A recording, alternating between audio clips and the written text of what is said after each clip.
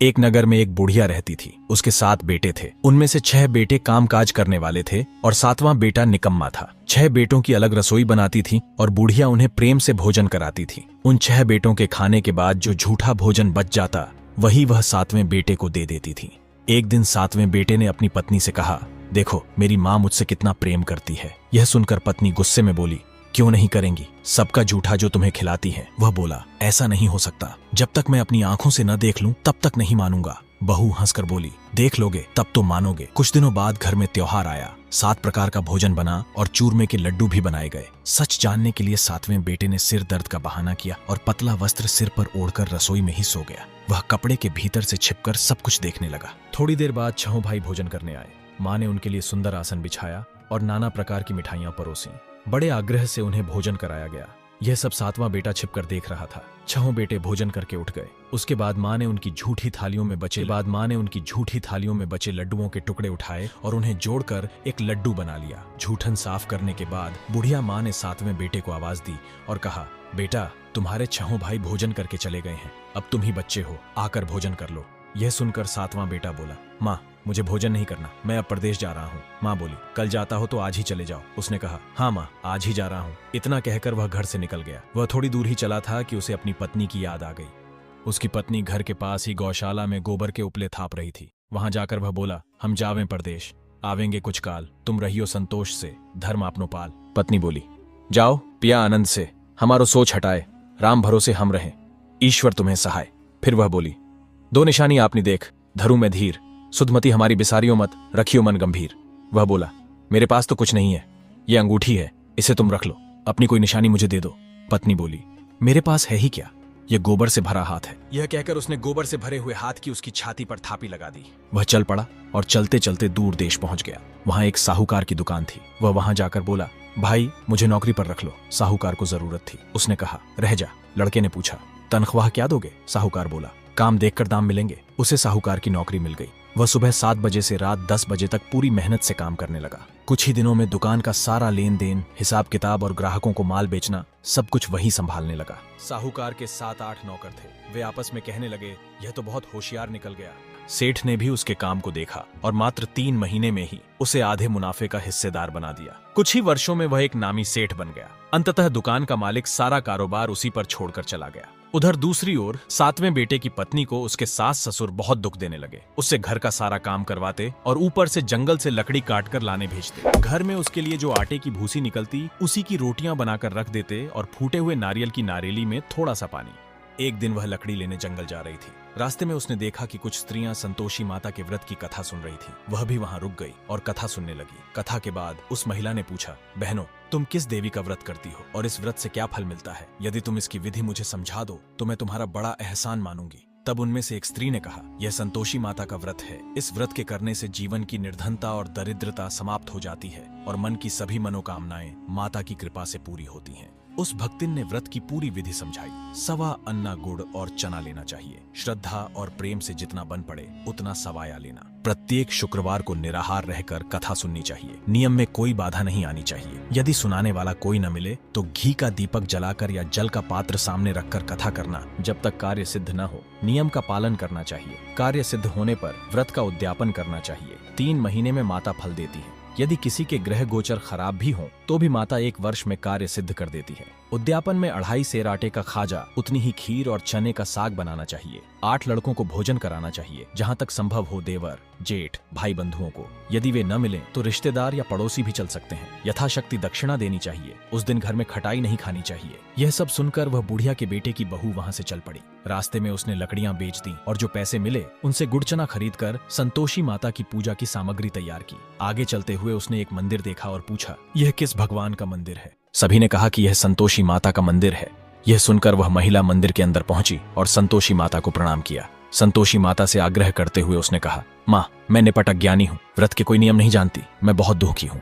हे माता जगत जननी, मेरा दुख दूर करो, मैं तेरी शरण में हूँ। माता को इस प्रकार विनती करने पर उस भक्तिनी पर दया आ गई। एक शुक्रवार बीता ही था कि दूसरे शुक्रवार से पहले ही उसके पति का पत्र आ गया और तीसरे शुक्रवार से पहले उस महिला के पति द्वारा भेजे हुए पैसे भी आ गए। यह देखकर उसकी जेठ जेठानी अपने मुंह सिकोड़ने लगे।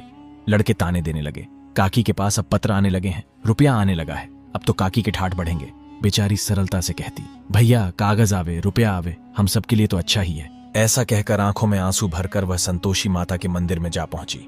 मातेश्वरी के चरणों में गिरकर रोने लगी। माँ, मैंने तुमसे पैसा कब मांगा है? मुझे पैसों से क्या काम, मुझे तो अपने सुहाग से काम है। मैं तो अपने पति स्वामी के दर्शन मांगती हूँ। माता इस बात से प्रसन्न होकर बोली, जा बेटी, तेरा स्वामी अवश्य आएगा। यह सुनकर वह खुशी से पागल होकर घर गई और वहां काम करने लगी। अब संतोषी माता सोचने लगी, इस भोली पुत्री से मैंने कह तो दिया कि तुम्हारा पति आएगा, लेकिन कैसे आएगा? वह तो उसे स्वप्न में भी याद नहीं करता। उसे याद दिलाने के लिए मुझे ही जाना पड़ेगा। इस प्रकार लक्ष्मी माता बूढ़िया के सबसे छोटे बेटे के सपने में प्रकट होकर बोली, साहूकार का बेटा सो रहा है या जाग रहा है? वह बोला, माता, न सोता हूं न जागता हूं, बोलिए आपकी क्या आज्ञा है? संतोषी माता ने कहा, तेरा घर बार कुछ है या नहीं? उसने कहा, मेरे पास सब कुछ है, माता पिता है, पत्नी है, मुझे किसी चीज की कमी नहीं है। तब माता ने उसे बताया, अरे बेटा, तेरी पत्नी घोर कष्ट उठा रही है, तेरे माता पिता उसे परेशान करते हैं, वह तेरे लिए तरस रही है, तुम जाकर उसकी सुध लो। माता की बात का जवाब देते हुए लड़के ने कहा, हाँ माता जी, यह तो मुझे मालूम है, लेकिन जाऊं तो जाऊं कैसे? प्रदेश की बात है, लेन देन का हिसाब है, मेरे पास जाने का कोई रास्ता नहीं है, मैं कैसे चला जाऊं?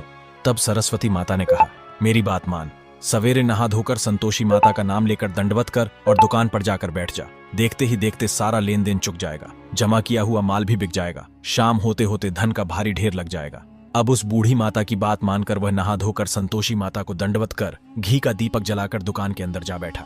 थोड़ी देर में देने वाले रुपए आने लगे, लेने वाले हिसाब लेने लगे। कोठे में भरे सामान के खरीदार नकद दाम देकर सौदा करने लगे। शाम तक धन का भारी ढेर लग गया। इस प्रकार चमत्कार होते देखकर उसके मन में माता का नाम ही बस गया और वह मन ही मन प्रसन्न होता रहा। उसके बाद वह दुकान से घर जा रहा था, तभी उसने अपनी पत्नी के लिए एक सुंदर हार लिया और कुछ सुंदर सुंदर कपड़े भी खरीदे। उसके बाद वह सीधा घर की तरफ जाने लगा। उधर उसकी पत्नी जब जंगल से लकड़ी लाने जा रही थी, तभी वह आते समय थोड़ा थक चुकी थी। वह संतोषी माता के मंदिर के बाहर विश्राम करने लगी, क्योंकि वह रोजाना ही उस स्थान पर विश्राम करने के लिए ठहरती थी। सामने धूल उड़ती देखकर उसने अपनी संतोषी माता से पूछा, हे माता, यह धूल कैसी उड़ रही है? तभी माता ने कहा, तुम्हारा पति आ रहा है। अब तुम ऐसा काम करो, इन लकड़ियों के 3 हिस्से बना लो। एक हिस्सा नदी के किनारे रख दो, दूसरा मंदिर में छोड़ दो और तीसरा अपने सिर पर रख लो। तेरे पति को लकड़ियों का गट्ठर देखकर मोह पैदा होगा। उसके बाद वह यहाँ रुकेगा, नाश्ता पानी करके मुझसे मिलने आएगा। तब तुम लकड़ियों का बोझ उठाकर उसके सामने से जाना, फिर घर जाकर चौक में गट्ठर डालकर जोर से आवाज लगाना, लो सासू जी, लकड़ियों का गट्ठर लो, भूसी की रोटी दो, नारियल के खेपड़े में पानी दो, आज मेहमान कौन आया है। माता जी की बात सुनकर वह प्रसन्न मन से लकड़ियों के 3 गट्ठर बनाती है। एक गट्ठर नदी के किनारे और एक गट्ठर माता जी के मंदिर में रख देती है। इतने में वह मुसाफिर भटकता हुआ नदी के किनारे जा पहुंचा और वहां पर सूखी लकड़ियां पड़ी देखकर उसके मन में आया कि मैं यहीं पर विश्राम करूं और खाना बनाकर खाऊं, फिर थोड़ी देर आराम करने के बाद मैं आगे की ओर प्रस्थान करूंगा। नदी के किनारे भोजन बनाने लगा और भोजन करके वह आगे की ओर चल पड़ा। आगे चलते चलते उसे सामने एक मंदिर दिखाई दिया जो संतोषी माता का था। उस मंदिर को देखकर वह मुसाफिर उस मंदिर के अंदर चला गया। मंदिर के अंदर संतोषी माता को प्रणाम करके वह अपने गांव की तरफ निकल पड़ा। वह अपने घर पहुंच गया। तभी उसकी पत्नी अपने सिर पर लकड़ी का गट्ठन लिए हुए वह भी घर की ओर आ रही थी। घर पहुंचकर वह लकड़ी के गट्ठन को घर के आंगन में फेंक कर जोर से आवाज लगाती है और कहती है कि लो सासू जी, लकड़ियों का गट्ठन और मुझे भूसी की रोटी दे दो, और आज मेहमान कौन आया है। ये सुनकर सास अपने दिए हुए कष्टों को याद करने लगती है और कहती है, बहू तुम ऐसा क्या बोल रही हो, तुम्हारा मालिक ही तो आया है। मेरे पास आकर बैठ, मीठा भात खा, भोजन कर और सुंदर सुंदर कपड़े पहन। उसकी आवाज सुनकर उसका पति बाहर आता है। अपनी पत्नी के हाथ में अंगूठी पहनी हुई थी, जिसे देखकर वह अपनी पत्नी को पहचान लेता है और व्याकुल होकर अपनी माँ से पूछता, हे माँ, ये तो मेरी पत्नी ही है। तब माँ कहती है, हाँ बेटे, ये तुम्हारी पत्नी ही है, लेकिन जब से तुम गए हो तब से ये पूरे गांव में भटकती रहती है, घर का कोई काम नहीं करती और दिन में 4 बार आकर खाना खा जाती है। ये सुनकर बेटे ने कहा, ठीक है माँ, मैंने इससे भी देख लिया और आपको भी। अब आप मुझे हमारे दूसरे घर के ताले की चाबी दे दो, अब मैं उसी में रहूंगा। तब माँ ने कहा, ठीक है, जैसी तुम्हारी इच्छा, और अपने बेटे को दूसरे घर के 3री मंजिल कमरे की चाबी दे दी। उसके बाद बेटा और उसकी पत्नी उस कमरे में सारा सामान रख लेते हैं और एक ही दिन में वह कमरा राजा के महल जैसा ठाठ बन जाता है। और फिर क्या था, बहू सुख भोगने लगी। इतने में एक शुक्रवार फिर आया। पत्नी ने अपने पति से कहा, मुझे संतोषी माता का व्रत करना है। तब पति ने कहा, इसमें पूछने वाली क्या बात है, तुम कर लो। इसके बाद पत्नी व्रत की तैयारी करने लगी। उसने जेठानी के लड़कों को भोजन करने के लिए आमंत्रण भी दे दिया और उसके लड़के भी आने के लिए तैयार हो गए। उसके बाद महिला अपने घर आ गई। तभी पीछे से जेठानी ने अपने लड़कों से कहा, देखो, भोजन करते समय तुम खटाई मांगना, जिससे उसका व्रत पूरा ना हो पाए। उसके बाद लड़के भोजन करने चले गए और वहां जाकर उन्होंने खीर पूरी पेट भर कर खाई और फिर उन्होंने खटाई मांगी।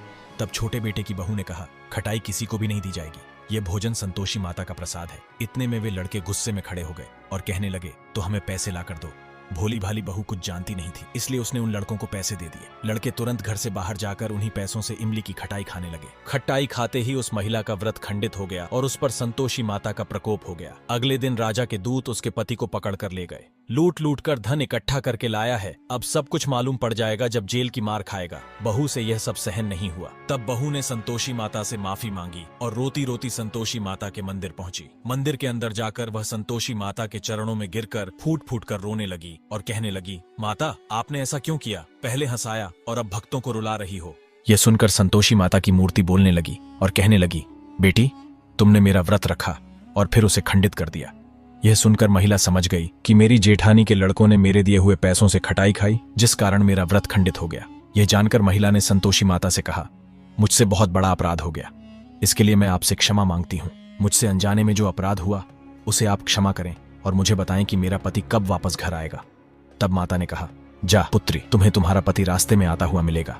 यह सुनकर महिला ने हाथ जोड़कर प्रणाम किया और मंदिर से घर की तरफ चल पड़ी। वह अभी कुछ ही दूर चली थी कि सामने से उसे उसका पति आता हुआ दिखा। पत्नी ने अपने पति से पूछा, आप कहाँ गए थे? पति ने कहा, प्रदेश से जितना धन कमाया था उसका कर राजा ने मांगा था, मैं वहीं कर भरने गया था। पत्नी हंसकर बोली, यह तो भला हुआ, अब चलो घर की ओर चलें। फिर दोनों चल पड़े। कुछ दिन बाद फिर से शुक्रवार आया। पत्नी ने अपने पति से कहा कि मुझे माता का व्रत दोबारा करना है। पति ने कहा, कर लो। उसके बाद पत्नी अपनी जेठानी के घर जाकर उसके पुत्रों को भोजन के लिए आमंत्रित कराई। जेठानी ने अपने पुत्रों को समझा दिया कि उन्हें वहां जाकर खटाई मंगवानी है और उसका व्रत खंडित करना है। यह समझाकर जेठानी ने अपने पुत्रों को भोजन के लिए भेज दिया। लड़कों ने अपनी मां के कहे अनुसार वहां जाकर भोजन करने से पहले ही कह दिया, हमें खीर अच्छी नहीं लगती, हमें कुछ खटाई ला कर दो। छोटे बेटे की बहू ने कहा, भोजन खाना है तो खाओ, मैं किसी को खटाई नहीं देने वाली। इतना सुनते ही वह लड़के वहां से चले गए। तब छोटे बेटे की बहू अपने गांव के एक ब्राह्मण के घर गई और उसके पुत्र को भोजन करने के लिए बुलाया। ब्राह्मण के लड़के ने भोजन किया। उसके बाद छोटे बेटे की बहू ने उसे दक्षिणा के रूप में एक फल दिया, जिससे उसका शुक्रवार व्रत पूर्ण हो गया और संतोषी माता प्रसन्न हो गई। इसके बाद पति पत्नी पर माता संतोषी की कृपा हुई और नए मास में चंद्रमा के समान पुत्र की प्राप्ति हुई। पुत्र को पाकर पति पत्नी बहुत प्रसन्न हुए और रोजाना संतोषी माता के मंदिर जाने लगे। फिर एक दिन संतोषी माता ने सोचा, यह रोजाना मेरे मंदिर आते हैं, क्यों न मैं आज इनके घर चलूं। यह सोचकर माता ने एक भयानक रूप बनाया। गुड़चने से सना मुख, ऊपर मुंड के समान होंठ, उस पर मक्खियां भिन भिना रही थीं। बुढ़िया के छोटे बेटे की बहू के घर जैसे ही माता ने कदम रखा, बुढ़िया जोर से चिल्लाई, देखो देखो, कोई चुड़ैल डायन मेरे घर की तरफ चली आ रही है, इसे जल्दी भगाओ, नहीं तो ये सभी को खा जाएगी। तभी बुढ़िया के बड़े बेटे माता को भगाने लगे। छोटे बेटे की बहू ने घर के बाहर आए शोर को सुना और रोशनदान से झांक कर देखा। उसके बाद वह जोर से चिल्ला पड़ी और बोली, आज मेरे घर संतोषी माता आई हैं। ये कहते हुए उसने अपने दूध पीते बच्चे को जमीन पर रख दिया और संतोषी माता की तरफ दौड़ चली गई। ये देख सास गुस्से में आ गई और बोली, देखो कितनी उतावली हो गई है, अब इसे यह भी होश नहीं रहा कि अपने दूध पीते बच्चे को जमीन पर गिरा दिया है। इतना बोलते ही माता का चमत्कार हुआ और चारों तरफ बच्चे ही बच्चे दिखाई देने लगे। सास बड़ी घबरा गई और बोली, बहू ये कौन जादूगरनी है? बहू ने बताया, ये कोई जादूगरनी नहीं है, ये तो मेरी संतोषी माता है जिनका मैं व्रत करती हूँ। यह सुनकर सास और उसके बेटे बहू ने संतोषी माता के चरण पकड़ लिए और विनती करके कहने लगे कि हे माता, हम मूर्ख हैं, अज्ञानी हैं, हमें आपके व्रत की विधि ज्ञात नहीं है। व्रत भंग करके हमने बहुत बड़ा अपराध किया है। इस प्रकार माफी मांगने से संतोषी माता उन्हें माफ कर देती है और ऐसी भक्ति देखकर उन पर प्रसन्न हो जाती है। उसके बाद वह बुढ़िया और छोटे बेटे की बहू एक साथ ही रहने लगती है। बुढ़िया उस छोटे बेटे की बहू से बहुत ज्यादा प्रेम करने लगती है और छोटे बेटे की बहू भी अपनी सास के पैर दबाती तथा उनकी खूब सेवा करती है। तो दोस्तों, आपको यह कहानी कैसी लगी कमेंट में जरूर बताएं और ऐसी ही कहानियां जानने के लिए कमेंट में जय संतोषी माता